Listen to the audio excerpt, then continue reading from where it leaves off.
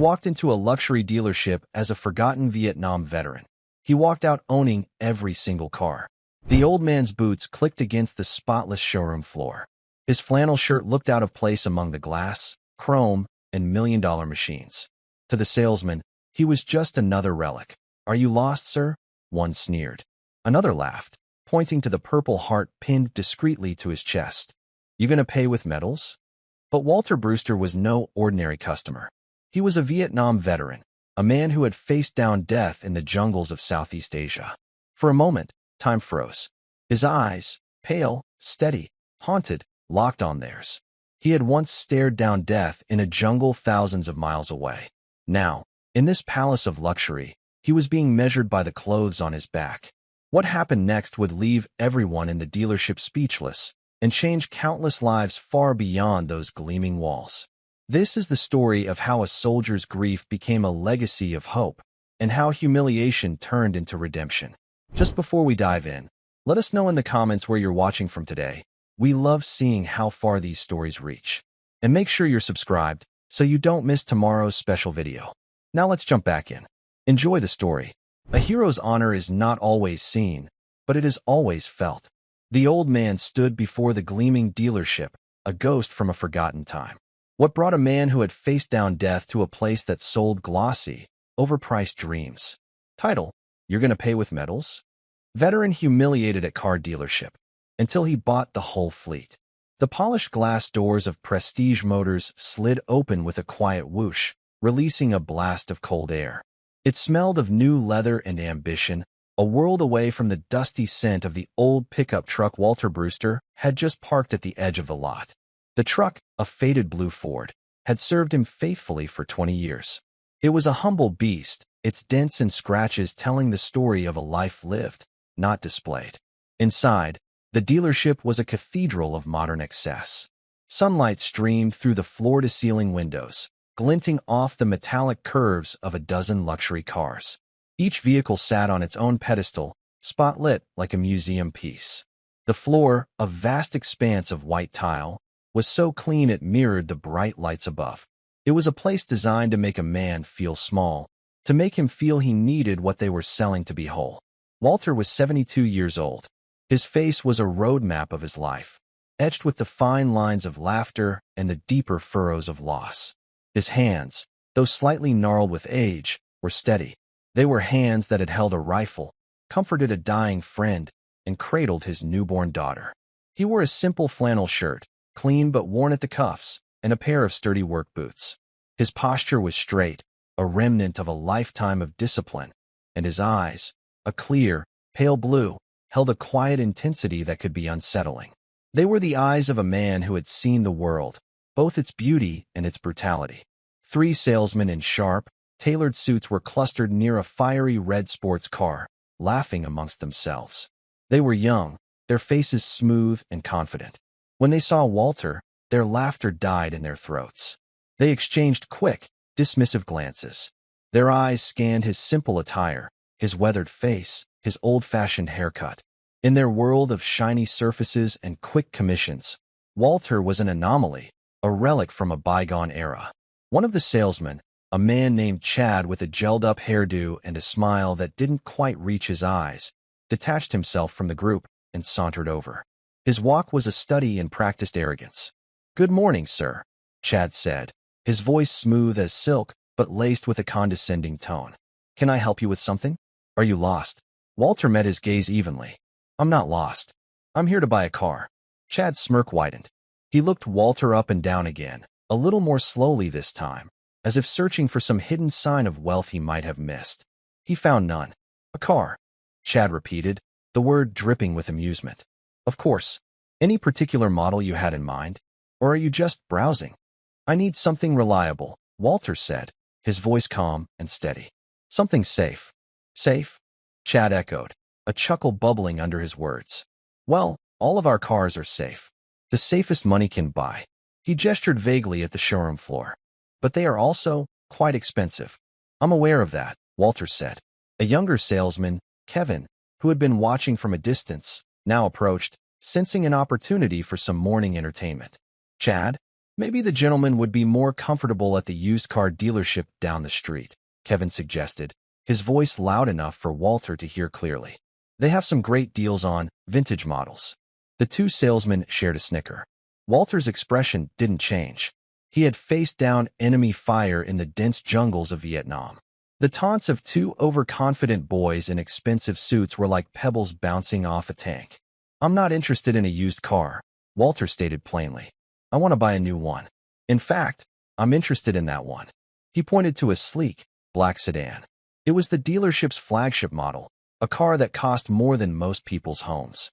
Chad and Kevin stared at the car and then back at Walter, their amusement turning to open disbelief. That one, Chad scoffed. Sir, that's the Orem V12. It's $250,000. I know, Walter said. The absurdity of the situation was too much for Chad. He burst out laughing, a harsh, braying sound that echoed through the cavernous showroom. Kevin joined in, a high-pitched giggle that made him sound like a hyena. $250,000, Chad wheezed, wiping a tear from his eye. And how are you planning on paying for that, old-timer? You gonna pay with metals? He pointed a mocking finger at Walter's chest, where a small, discreet pin of the Purple Heart was affixed to his flannel shirt, almost hidden in the plaid pattern. The moment the words left Chad's mouth, the air in the dealership seemed to freeze. The laughter died. The smiles vanished. The casual cruelty of the remark hung in the air, thick and suffocating. Walter's calm demeanor finally cracked. A flicker of something cold and hard sparked in his pale blue eyes. He didn't raise his voice. He didn't have to. The quiet intensity of his gaze was enough. My metals, Walter said, his voice low and dangerous, are not for sale. They were paid for with a price you couldn't possibly comprehend. He reached into the inner pocket of his jacket and pulled out a worn leather wallet. From it, he produced a black credit card, the kind with no spending limit, the kind that was offered only to a select few. He placed it on the hood of the black sedan with a soft, deliberate click. I'm not here to buy just that car, Walter said, his voice ringing with a newfound authority that made both salesmen take an involuntary step back. I'm here to buy them all. Every last car in this showroom. And I'm going to pay for them in cash. The silence that followed was absolute. Chad and Kevin stood frozen, their mouths agape, their faces a mixture of shock and dawning horror. They had made a terrible mistake. They had judged a book by its cover, and they were about to find out that this particular book was a leather-bound, first edition classic, filled with stories of honor, sacrifice, and a quiet, unshakable strength they couldn't even begin to imagine. The dealership's general manager, a portly man in his 50s named Bob, came rushing out of his office, his face flushed. He had heard the commotion and had seen the black card sitting on the hood of the Orem V12. He knew what that card meant. It meant that the old man his salesman had been mocking was not just a customer. He was a titan. Sir, Bob stammered, his eyes wide with a mixture of awe and terror as he scurried towards Walter. I am so sorry.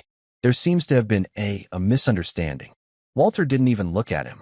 His eyes were still locked on Chad and Kevin, who now looked like two scared children who had been caught playing with matches.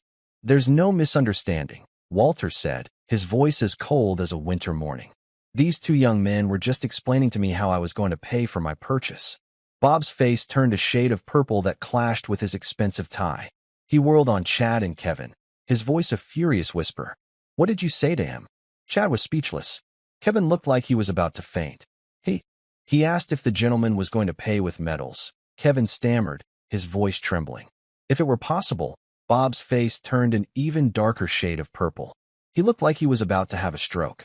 He turned back to Walter, his hands clasped together in a gesture of supplication. Sir, on behalf of Prestige Motors, I offer you my most sincere and humble apologies.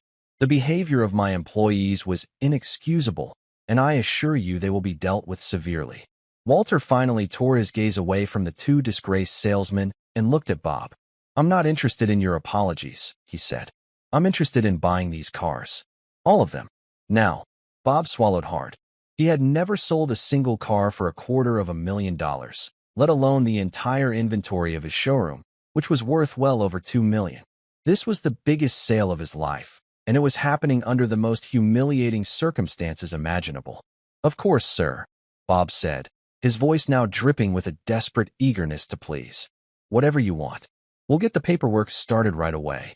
As Bob scurried off to his office, barking orders at his stunned staff, Walter walked slowly around the showroom, his work boots echoing on the pristine tile floor. He ran a hand over the cool, smooth finish of a silver convertible, his expression unreadable. He wasn't just buying cars. He was making a statement. A statement about respect. A statement about honor. A statement about the invisible wounds that so many of his generation carried with them. Wounds that were often dismissed or ignored by a world that was too busy, too loud, too obsessed with the shiny and the new. He stopped in front of a family-sized SUV, its dark blue paint reminding him of his old pickup truck. He saw his reflection in the polished surface, and for a fleeting moment, he didn't see an old man in a flannel shirt. He saw a young soldier, his face grim, his eyes haunted, a lifetime of war and loss stretching out before him. He thought of his daughter, Emily. She had been 7 years old when she was taken from him by a sickness that no amount of courage or strength could fight. She had been his light, his reason for living, the one thing that had kept the darkness at bay. When she died, a part of him had died with her. Emily had loved cars. She would sit on his lap in the old blue pickup, her small hands on the steering wheel, pretending to drive. "One day, Daddy," she would say, her voice full of childish dreams, "I'm going to have a car as big as our house, and I'm going to drive all the sick children to a magical hospital where they can get better." A single tear traced a path down Walter's weathered cheek. He wiped it away quickly, before anyone could see. This wasn't for him. This was for her. This was for all the children who deserved a chance to live out their dreams. He was going to build that magical hospital. And these cars, these symbols of wealth and power, they were going to be the foundation. The controlled chaos that erupted in the showroom was a sight to behold. Bob, the general manager, was a blur of motion, his face a constant sheen of sweat.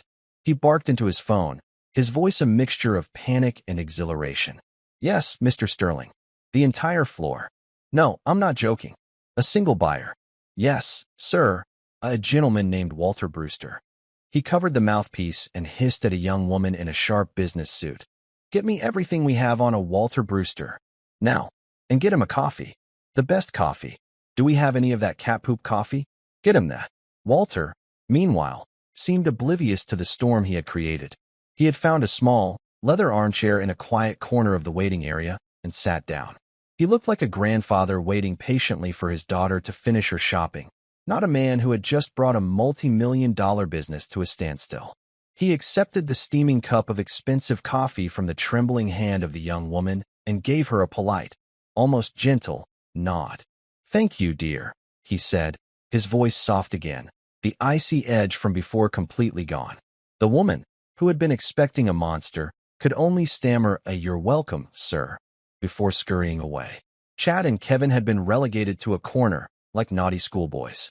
They stood stiffly, their faces pale, avoiding eye contact with everyone, especially Walter. Their careers, they knew, were over. They had committed the cardinal sin of sales. They had insulted the customer. But this was so much worse. They hadn't just insulted a customer. They had insulted a legend, though they didn't know it yet. The report on Walter Brewster came back within minutes. Bob read it on his tablet, his eyes growing wider with each line. Walter Brewster was not just a veteran. He was a recipient of the Medal of Honor, the nation's highest military award for valor. He had single-handedly saved his entire platoon from an ambush in the Aishao Valley, an act of such bravery it had become the stuff of military legend. But the story didn't end there. After the war, Walter had quietly and methodically built a business empire from the ground up.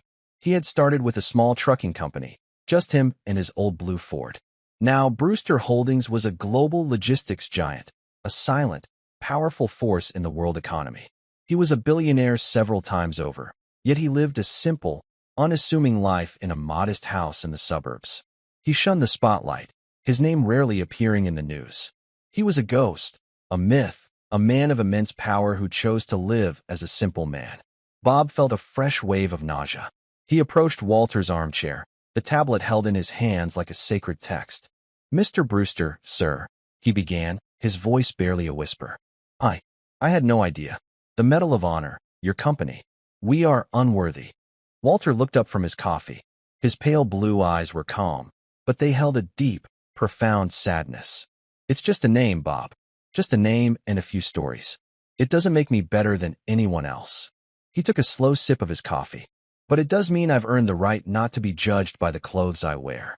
The words hung in the air, a quiet condemnation far more powerful than any shout. Bob could only nod, his head bowed in shame. The owner of the dealership, a man named Marcus Sterling, arrived an hour later.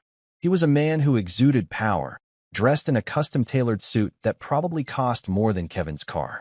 He swept into the showroom, his sharp eyes taking in the scene.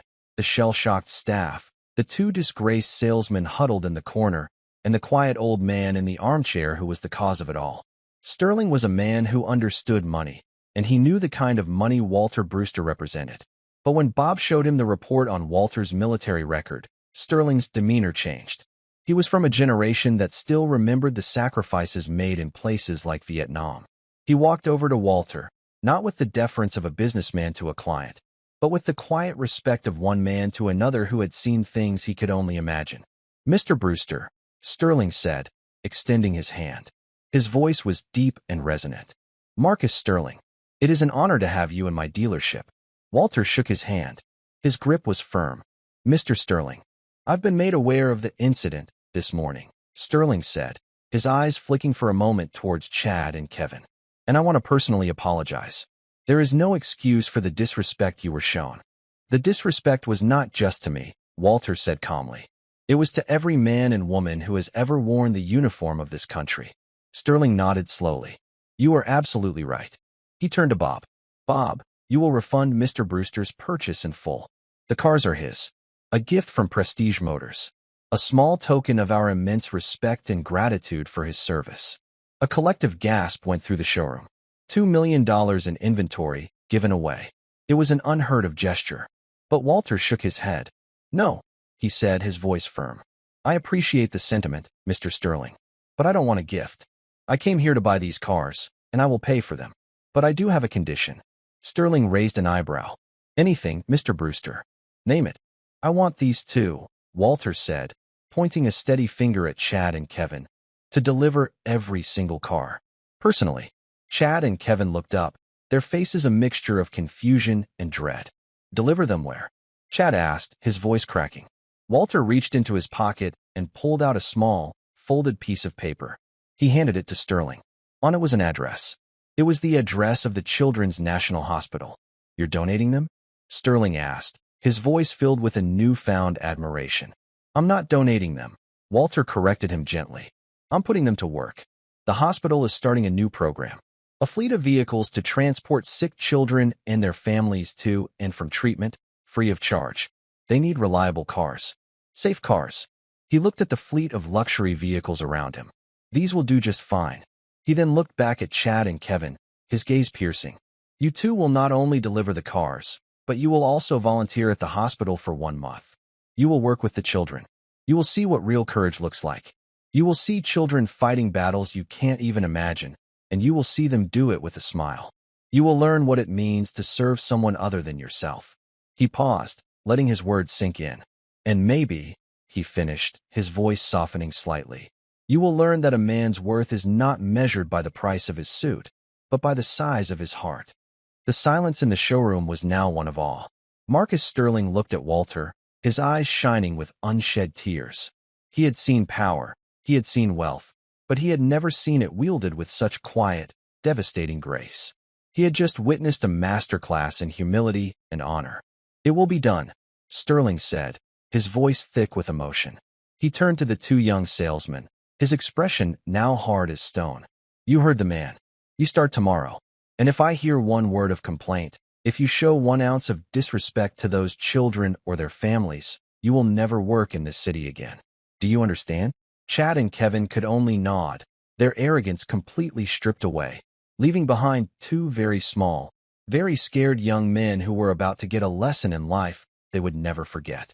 As the paperwork was finalized, Walter walked over to the large picture window that overlooked the lot. He saw his old blue pickup truck parked at the edge, looking small and insignificant next to all the new, shiny cars. But to him, that truck was worth more than all of them combined. It was the truck he had used to start his business. It was the truck he had brought his wife home from the hospital in. It was the truck he had driven his daughter Emily to her first day of school in. He remembered her little hand in his, her face bright with excitement. "Are you scared, Daddy?" she had asked him. He had smiled. "A little," he had admitted. She had squeezed his hand. "Don't worry," she had said, her voice full of a 7-year-old's wisdom. "I'll be brave for both of us." She had always been the brave one. Even at the end, in the sterile white room of the hospital, surrounded by machines that beeped and whirred, she had been brave. She had never cried, never complained. She had just held his hand and told him stories about the adventures they would have when she got better. But she never got better, and a part of Walter's world had ended with her. He had spent the years since trying to fill the void she had left behind. He had built his company, amassed a fortune, but none of it could bring her back. None of it could heal the wound in his soul. But now, standing in this temple of excess, surrounded by symbols of a life he had never cared for, he felt a flicker of something he hadn't felt in a long time. A flicker of purpose. He couldn't bring Emily back, but he could honor her memory. He could keep her spirit alive. He could be brave, just like she had been. He was going to build a hospital in her name.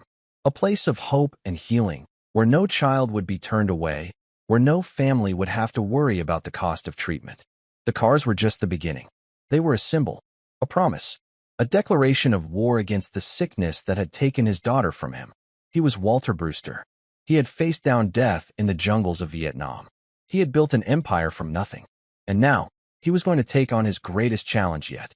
He was going to fight for the lives of children, and he was going to do it with all the strength, all the resources, and all the love in his heart.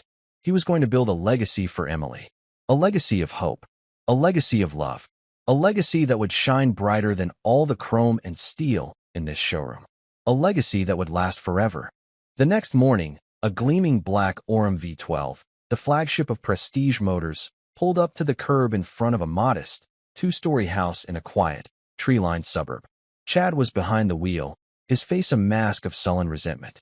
He was wearing a polo shirt and khakis, a far cry from his usual tailored suit. Kevin sat in the passenger seat, nervously fiddling with the settings on the dashboard. They had spent the night in a state of shock, replaying the events of the previous day over and over in their minds. Their dismissal had been swift and brutal. Marcus Sterling had made it clear that their only path to any semblance of a future was to follow Walter Brewster's instructions to the letter. Walter was waiting for them on the porch, holding a steaming mug of coffee.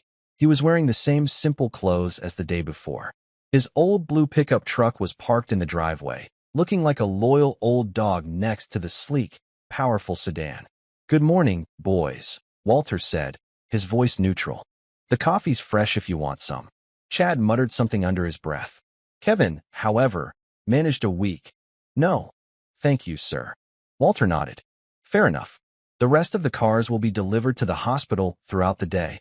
I trust you two can handle the logistics." He handed Chad a set of keys. "This one is for you. It's registered in your name. All expenses paid for 1 year." Chad stared at the keys as if they were a venomous snake. "What's the catch?" he sneered. "No catch," Walter said simply. "It's a car. You sell them. Now you have one. But you'll be using it to drive the children. To their appointments, to their treatments, to the park on sunny days when they're feeling well enough. You'll be their chauffeur, their errand boy, and, if you're lucky, their friend." He then handed another set of keys to Kevin.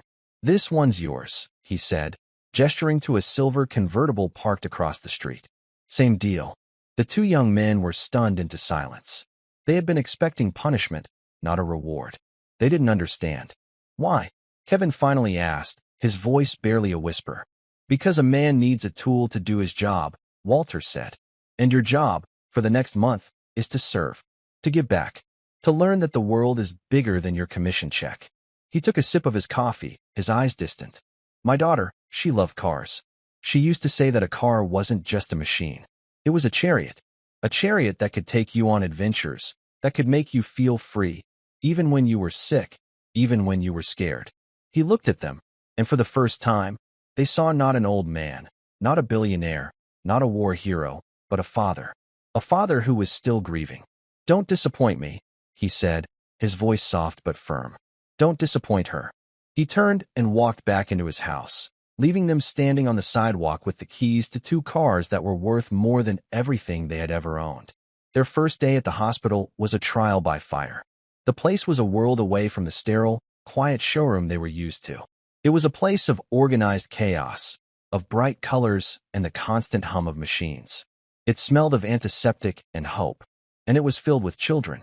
Children with bald heads and tired eyes, but also children with infectious laughter and a resilience that was both heartbreaking and inspiring.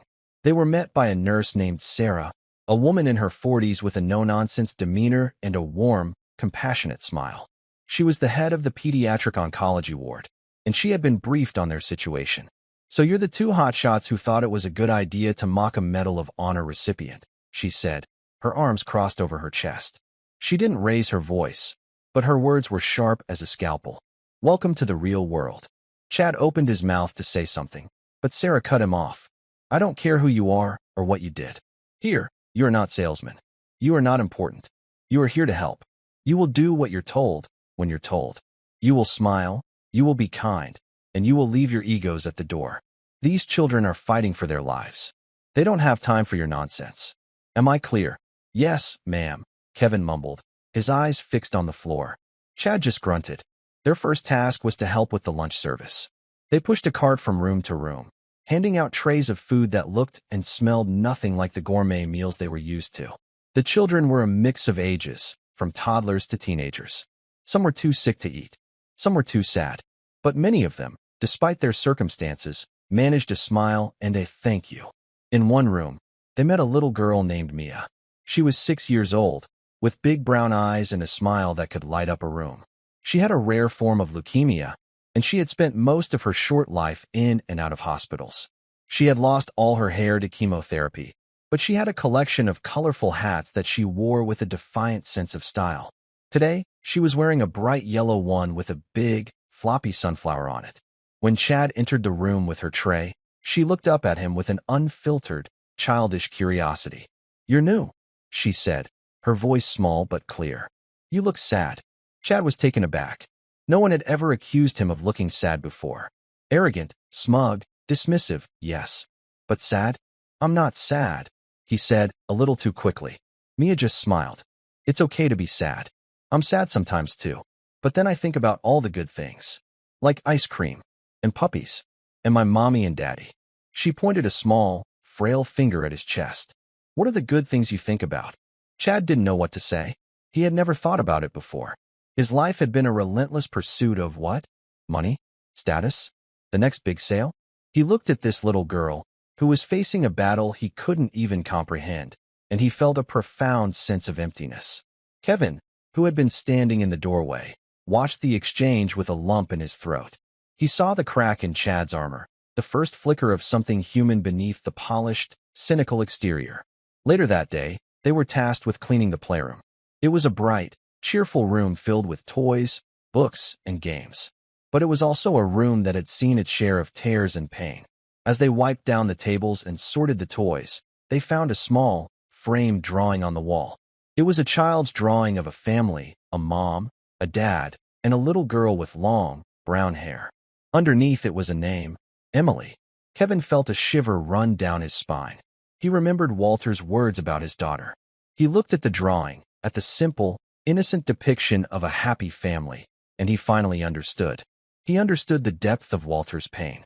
He understood the meaning behind his grand, impossible gesture. This wasn't about revenge. It wasn't about teaching them a lesson. It was about love. A father's love for his daughter. A love so powerful it could turn a place of business into a beacon of hope. That evening, as they drove home in their new, expensive cars, they were silent. The city lights flashed by, a blur of color and noise. But for the first time, they weren't thinking about the next party, the next date, the next deal. They were thinking about Mia's smile, about Emily's drawing, about the quiet, unshakable dignity of an old man who had turned his grief into a gift. They were starting to understand that they had not been punished. They had been given a second chance. A chance to be better men. A chance to find their own good things to think about. The journey would be long and hard. But for the first time in their lives, they were on the right road. Meanwhile, Walter was sitting in the quiet of his study, the only light coming from a small desk lamp.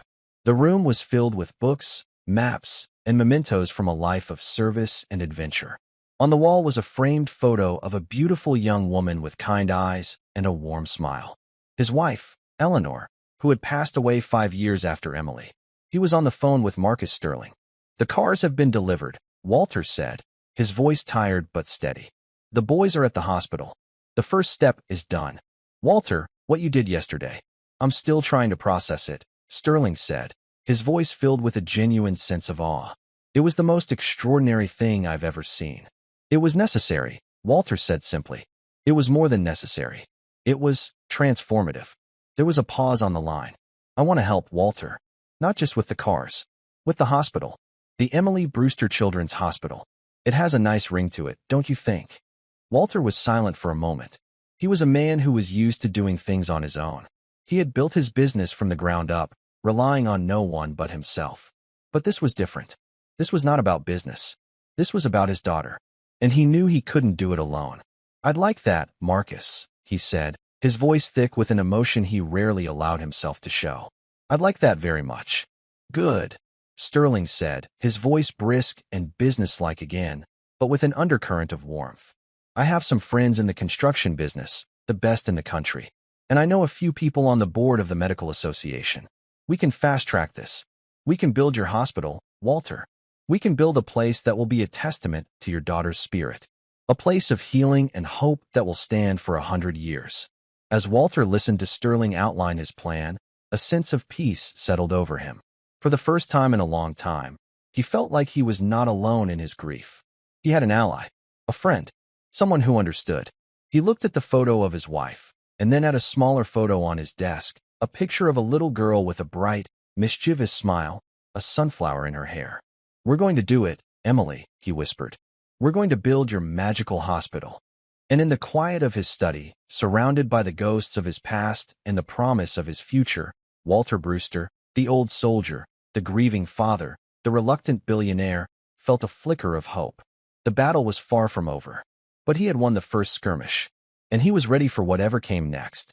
The days that followed settled into a routine, but it was a routine unlike any Chad and Kevin had ever known. Their mornings began not with sales meetings and commission reports, but with the quiet hum of the hospital waking up. They drove the sleek, luxury cars, no longer symbols of status, but chariots of hope, as Walter had called them. They transported children wrapped in blankets, their small bodies frail, but their spirits often surprisingly bright. They drove anxious parents who clutched worn teddy bears and whispered prayers. They ran errands, picking up groceries for families staying at the nearby Ronald McDonald House, fetching prescriptions, and sometimes just buying a specific brand of ice cream that a child craved after a grueling round of chemotherapy. Chad, the once arrogant salesman, found himself in a world where his sharp wit and cynical remarks were useless. The children didn't care about his expensive watch or his perfectly coiffed hair. They cared if he could tell a good knock-knock joke. They cared if he would play a game of Uno with them, even when he was tired. They cared if he remembered their names. He discovered, to his own astonishment, that he was a surprisingly good storyteller. He would sit by their bedsides and spin tales of adventure, of brave knights and magical kingdoms. His voice, once used to close deals, now weaving a spell of comfort and distraction. One afternoon, he was with Mia, the little girl with the sunflower hat. She was having a bad day. The chemo had left her weak and nauseous. She hadn't smiled once. Chad felt a knot of helplessness in his stomach. He had sold cars to celebrities and CEOs. He had navigated complex negotiations with ease, but he had no idea how to make a 6-year-old girl feel better. He remembered something Walter had told him about his daughter, Emily. She had loved to draw. On a hunch, he found a piece of paper and some crayons in the playroom. He sat down next to Mia's bed. "I'm going to draw you a picture," he said, his voice a little shaky. "It's going to be a terrible picture because I can't draw, but I'm going to try." He started to sketch, a clumsy, lopsided drawing of a sunflower field under a bright blue sky.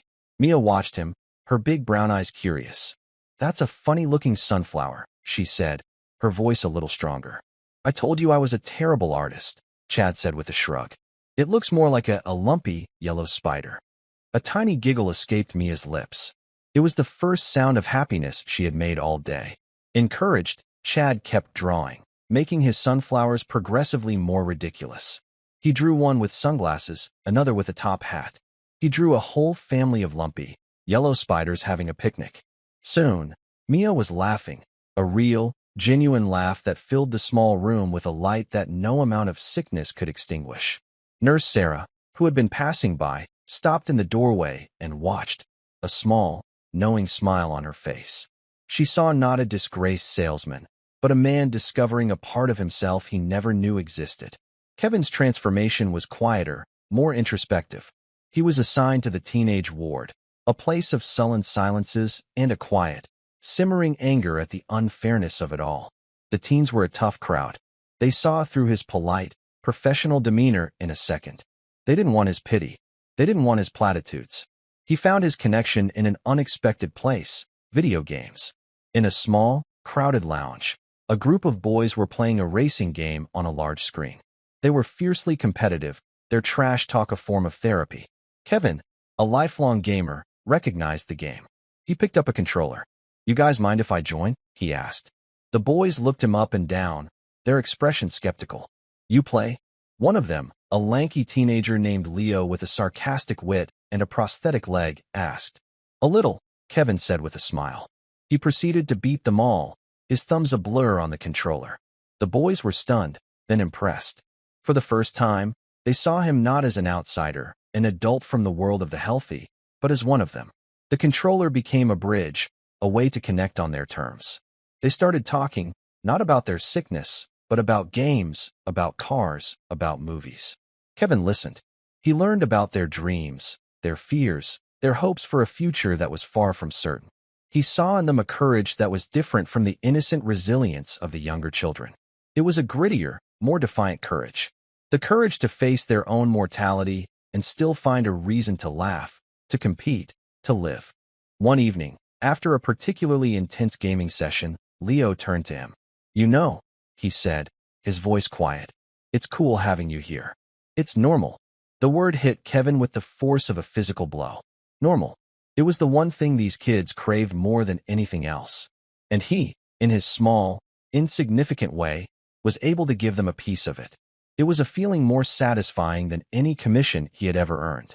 While Chad and Kevin were on their journey of self-discovery, Walter and Marcus Sterling were waging a different kind of war. They were a formidable team. Walter, with his quiet, unshakable resolve and his deep, personal understanding of the healthcare system's failings, provided the vision. Sterling, with his vast network of contacts and his ruthless business acumen, cleared the obstacles. They secured the land for the new hospital, a beautiful, sprawling piece of property on the edge of the city, surrounded by trees and open fields. They hired the best architects, a firm known for its innovative, child-friendly designs. The plans for the Emily Brewster Children's Hospital were unlike anything the medical world had ever seen. There would be no long, sterile corridors. Instead, the wards would be designed as neighborhoods, each with its own theme: a jungle, a space station, a fairy tale castle. There would be a rooftop garden, a movie theater, a swimming pool with a special lift for children in wheelchairs. It would be a place of healing, but also a place of joy. A place where children could be children, even in the midst of their toughest battles. But their grand vision was not without its challenges. They faced bureaucratic red tape, zoning issues, and the quiet, but powerful, opposition of a rival hospital corporation that saw their nonprofit, family-focused model as a threat to their bottom line. Walter, however, was undeterred. He had faced down enemy armies. He was not about to be intimidated by a group of corporate suits. He fought them with the same quiet, relentless determination he had used to build his business empire. He called in favors from old friends in high places. He used his own considerable wealth to grease the wheels of progress. And he never, ever lost sight of his goal. He was a frequent visitor to the pediatric ward, not as a benefactor, but as a friend. He would sit for hours with the children, reading them stories, helping them with their puzzles. He had a special bond with Mia. He saw in her the same spark, the same indomitable spirit that his Emily had possessed. One afternoon, he was sitting with her in the playroom. She was drawing a picture, her tongue stuck out in concentration. It was a picture of a big, beautiful building with a huge, smiling sun above it. That's my magical hospital, she said, pointing to the drawing with a crayon. The one you're going to build for Emily. Walter's heart ached. Yes, sweetheart, he said, his voice thick. That's the one. Is Emily going to be there? She asked, her big, innocent eyes looking up at him. Walter swallowed hard. She'll be there in spirit, he said. She'll be watching over all of you. She'll be the guardian angel of the hospital. Mia seemed to consider this for a moment. Then she smiled. Good, she said, because I'm going to need a guardian angel to help me get better so I can go home and get a puppy. Walter smiled back, a genuine smile that reached his eyes. In the simple, unwavering faith of this little girl, he found a renewed sense of strength. He was not just building a hospital. He was building a sanctuary, a fortress of hope against the darkness of despair. And he would let nothing and no one stand in his way. As the weeks turned into a month, the changes in Chad and Kevin were undeniable. They were no longer the shallow, self-absorbed young men who had walked into Prestige Motors. They were quieter, more thoughtful, more compassionate. They had seen things that had changed them forever. They had held the hand of a child who was scared. They had shared a laugh with a teenager who was in pain. They had witnessed the quiet, desperate courage of parents who would do anything, give anything, to save their children. On their last day of their mandatory volunteer service, Nurse Sarah called them into her office. She looked at them, her expression unreadable. Well, she said, you survived. Barely, Chad said with a small, self-deprecating smile. You did more than survive, Sarah said, her voice softening. You made a difference. The kids, they're going to miss you. A lump formed in Chad's throat. He thought of Mia, of her infectious giggle, of her ridiculous drawings. He was going to miss her too, more than he could have imagined. So what's next for you two? Sarah asked. Back to selling cars to rich people who don't need them? Chad and Kevin exchanged a look. They had been dreading this question. The thought of going back to their old lives, to the endless cycle of commissions and quotas, felt hollow, meaningless. I don't know, Kevin admitted, his voice honest. I can't go back to that. Not after this. Me neither, Chad said. Sarah smiled, a genuine, warm smile that transformed her face. I had a feeling you might say that. She pushed a piece of paper across her desk. It was an application form for the hospital's new transport program, a program that was being funded by a very generous, anonymous donor. It's a pay cut, she said. A big one. The hours are terrible, and some days it will break your heart. But I can guarantee you one thing. You will never have to wonder if your life has meaning again. Chad and Kevin looked at the application and then at each other. They didn't have to say a word. They both knew what they were going to do. They had found their good things. They had found their purpose. They were home. 2 years passed. 2 years of relentless work, of battles fought not on a battlefield with guns and mortars, but in boardrooms and zoning commission meetings. 2 years of concrete and steel rising from the earth, shaped by a father's grief and a community's hope. 2 years, and now, the day had come. The Emily Brewster Children's Hospital stood not as a building, but as a monument to a promise. It didn't scrape the sky in an arrogant display of modern architecture. Instead, it spread across the landscape, its wings of glass and warm, honey-colored stones seeming to embrace the rolling hills around it.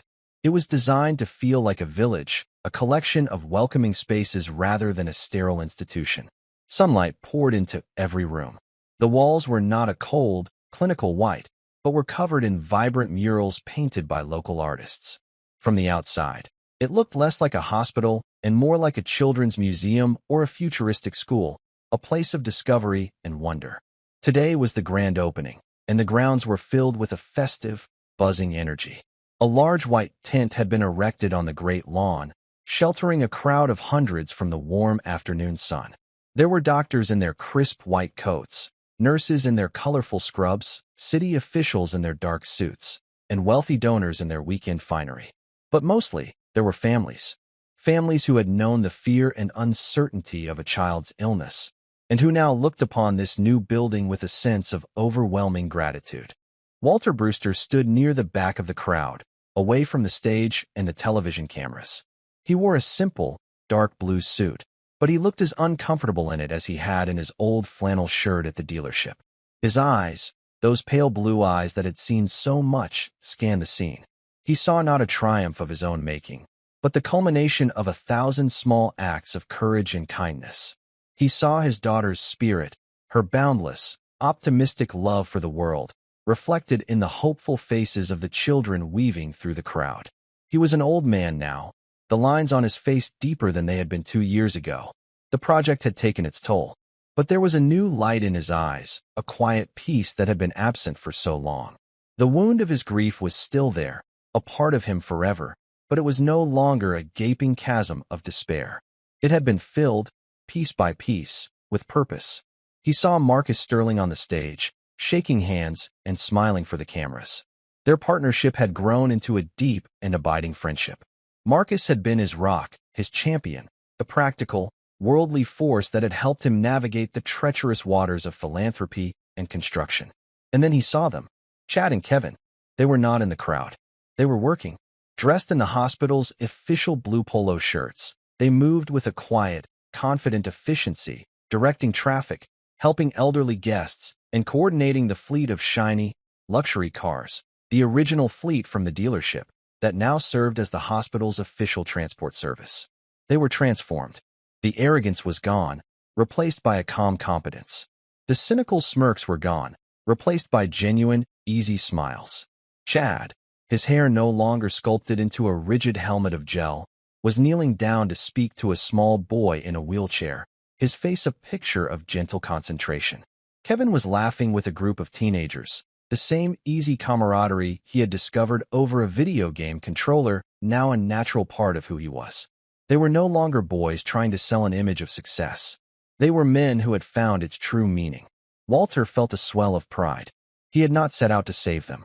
He had only wanted to teach them a lesson. But in giving them a chance to serve, he had given them a chance to save themselves. The ceremony began. The mayor spoke. A famous singer performed a moving ballad. Marcus Sterling took the podium, his voice booming with pride as he thanked the donors, the architects, the doctors, and the staff. Finally, he introduced Walter.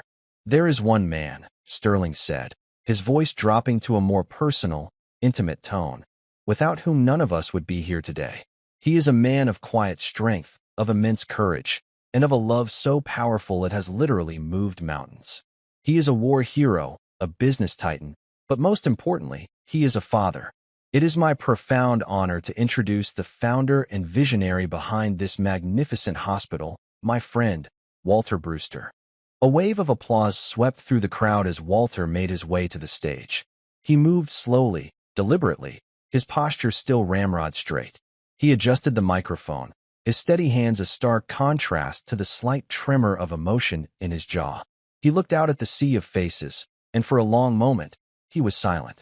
"Thank you, Marcus," he began, his voice quiet but clear, carrying to every corner of the tent. "Thank you all for being here. I am not a man who is comfortable with speeches. I am a soldier, a farmer's son, a truck driver. I believe in actions, not words." He paused, his gaze drifting to the hospital building behind him. 2 years ago," he continued, "I walked into a car dealership. I was an old man in a worn-out shirt, and I was treated as such.